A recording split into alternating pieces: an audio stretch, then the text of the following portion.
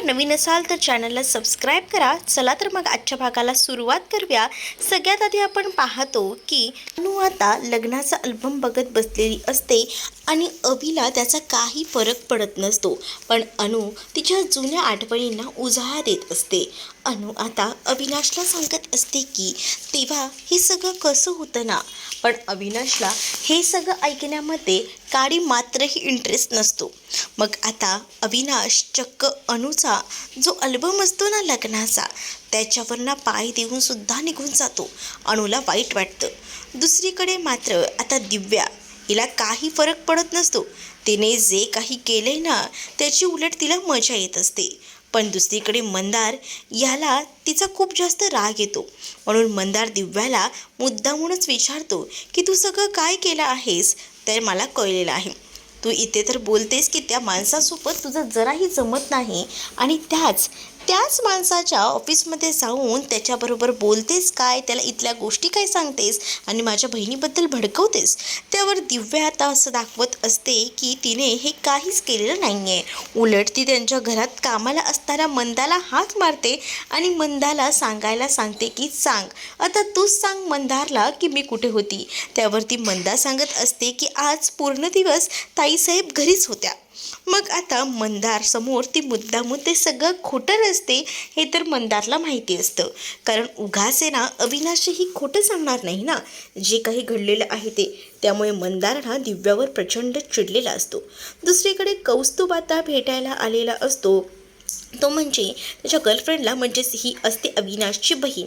अविनाशच्या बहिणीला तो भेटायला येतो तेव्हा मात्र तिला कळत नसतं की कसं मॅनेज करावं, पण मात्र तिला असं वाटत असतं की हा कौस्तुभ माझ्यावर किती प्रेम करतोय। आणि त्यानंतर ती त्याला हेही म्हणते की तुझं हे प्रेम माझ्यावर आता असं आहे तसंच हे प्रेम लास्टपर्यंत राहील ना, म्हणजे लग्नानंतर तुझं प्रेम काही बदलणार तर नाही ना, तू बदलणार नाहीस ना, असं देखील ती त्याला विचारते। त्याच वेळेला तो म्हणत असतो की का मी बदलेन, माझं खरंच तुझ्यावर प्रेम आहे, मी नाही बदलू शकत, असं देखील आता तो तिला सांगत असतो। इकडे आता खरं तर केस असते आणि त्यामुळे देवाचे आशीर्वाद घ्यायला मंदिरामध्ये तिला जायचं असतं आणि मंदिरामध्ये जायचं असतं म्हणून अनु विचारत असते की मी जरा जाऊन येते चालेल का। पण आता तिला आई म्हणत असते की खरं खरं सांग, तू देवळात जातेस की अजून कुठे, कारण का तुझा आजारी बाप आहे त्याला भेटायला तर नाही ना चाललेली, असं देखील आता विचारलं जातं। पण नाही त्याला नाही भेटायला चाललेली, मी खरंच देवळात जाते। दुसरीकडे आता अविनाशही केस असते म्हणून बाहेर निघालेला असतो, कारण त्याला लवकरात लवकर बाहेर जायचं असतं आणि केससाठी निघायचं असतं। मग ही कुठे गेली, अरे ती देवळात जाणार बोलली आणि म्हणूनच ती गेली आहे, तिचं काहीसं काम आहे असं ती म्हणाली। मग काय घरात देव कमी आहेत का, असं देखील आता म्हटलं जातं। दुसरीकडे आता पाहायला मिळतं की इकडे मात्र आता अनु जी निघालेली असते, अनु बाहेर येते तर तिथे अविनाश असतो। तर अविनाशला आता अनु म्हणत असते की मला जरा तुम्ही सोडता का देवळापर्यंत, मी काही तुझा ड्रायव्हर आहे का, असं डायरेक्टली आता तो बोलू लागतो। आणि जेव्हा तो हे सगळं काही बोलतो ती सुद्धा बिचारी अनु सहन करते।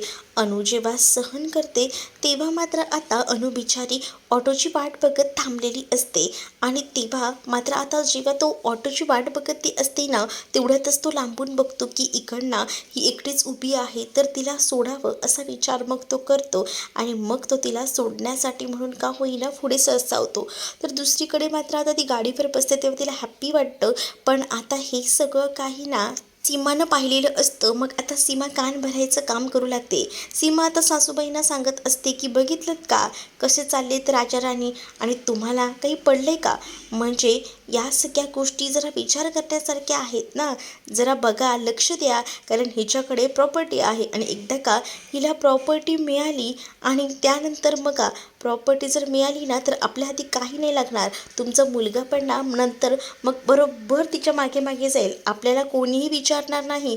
म्हणून तुम्हाला सांगते आपण ना कोर्टात केस करूया, राजांनाही मी सांगते, राजांना काही फरक पडत नाही पण आपण जरा लक्ष दिलं पाहिजे असं मला वाटतं। चला, पण इकडे मात्र आता केस लढायला सुद्धा या सासूबाई तयार नसतात, कारण त्या सगळ्या ह्याच्यामध्ये त्यांना इंटरेस्ट नसतो। पण या सगळ्या गोष्टीत ना मात्र खूप जास्त इंटरेस्ट सीमाला असतो, कारण सीमाला जी अनुकडे प्रॉपर्टी असते ना ती हिसकावून घ्यायची असते आणि यासाठी ती काहीही करायला तयार आहे। तर दुसरीकडे आता अनु आणि त्यासोबत अविनाश दोघंही जण पोचलेले असतात। त्याच वेळेला अनु अविनाशला म्हणत असते की तुम्ही येता का देवळात, चला ना येताय तर।